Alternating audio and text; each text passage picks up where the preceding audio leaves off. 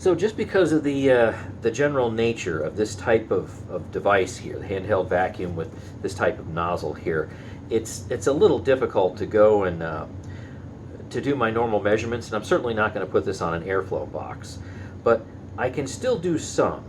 So what I'm going to do is I will test the suction, because this stopper actually fits over the end of the nozzle here.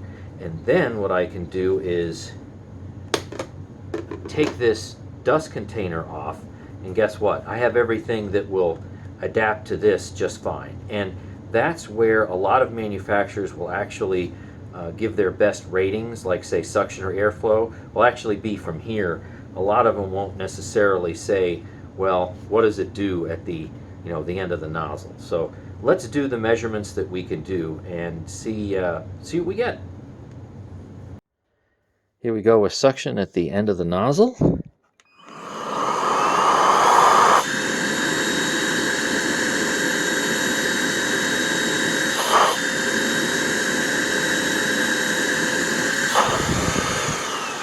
All right, I saw it just touching 30. And if you want the kPa, then divide that by 4. Okay, now directly from the motor base.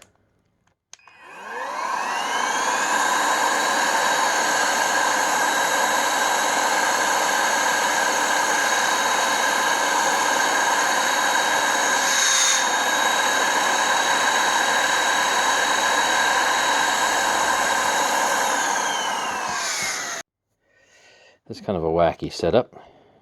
I think it'll do what we want it to do. Looking at maximum airflow from the body.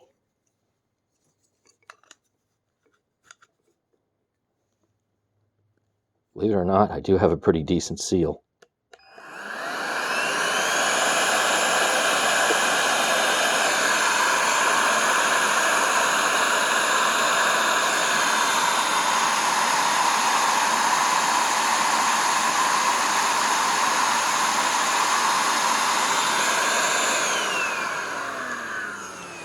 Okay, I will call it at $12.99. Don't tip over. Get the old calculator out. And from here, show you what that looks like. We're at about 34 CFM, 33.9 CFM. So combined with 30 inches of suction, which would be 7.5 kPa, that's pretty good for a handheld vacuum. How about some exhaust particle testing? Let's see what it does.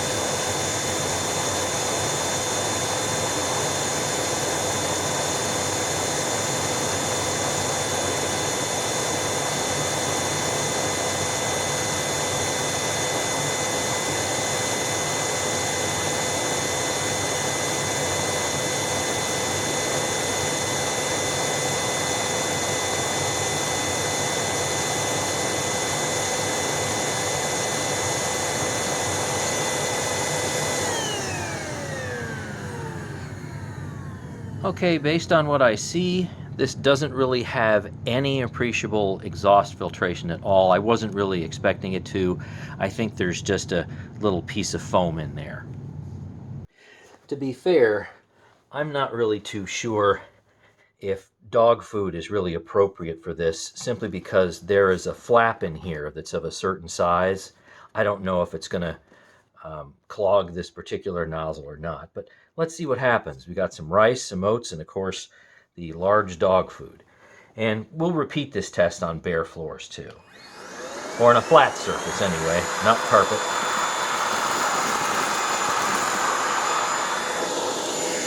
All right, that did a fine job. That was okay. Got everything. Oh, missed one. Okay, here's the oats. Okay, that's fine. All right, let's see what happens. Oh, it's kind of making it. Yep, it made it. Well, for the most part. So you can see that some got stuck on the flap right here. And I would expect that simply because, there it came back out. That's what it literally, well, it picked it up, but it clogged it in here because it's not designed for particles that are that big. So we won't bother to repeat that kind of test here. We now know that when you have something that large, it can definitely get stuck in here. Here's more of a practical test. We have a Mazda 3 mat, and we've got very fine baking soda, we got some sand, and we have some rice, and then some oats. And obviously we have varying crevice widths. These are very tight here, and these are actually, very large right here. So let's see what happens.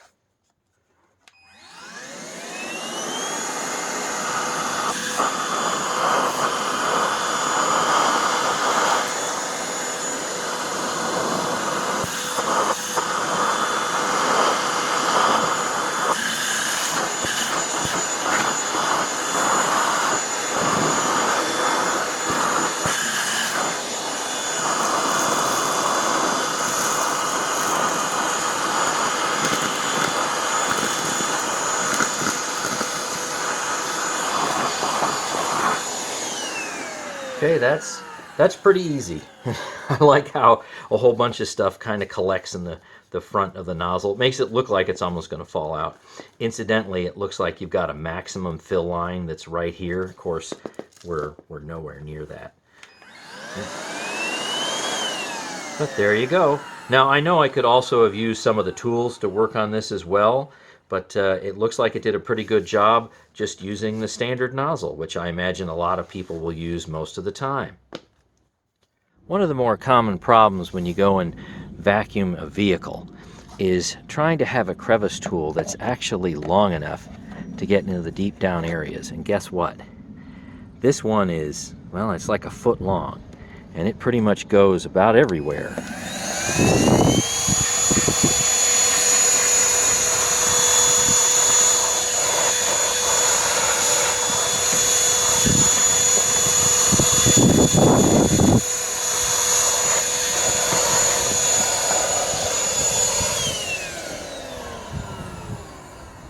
And let's not forget the combination, I guess a short crevice tool and a dusting brush.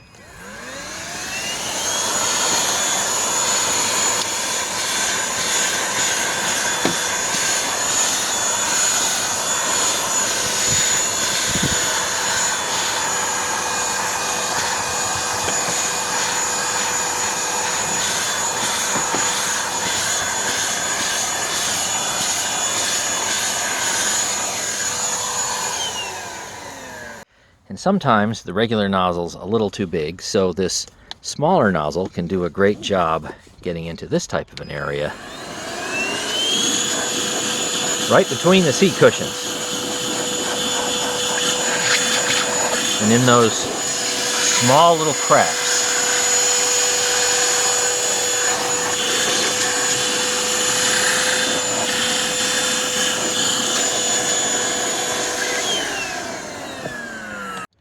You can also use this little rubber tip to help you concentrate your cleaning power even more.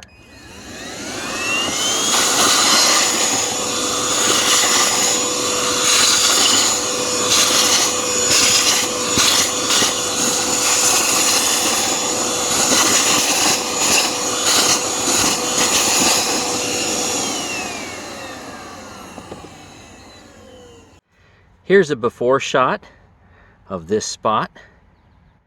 Now let me use the GeeMo and then I'll show you an after. And here's the after.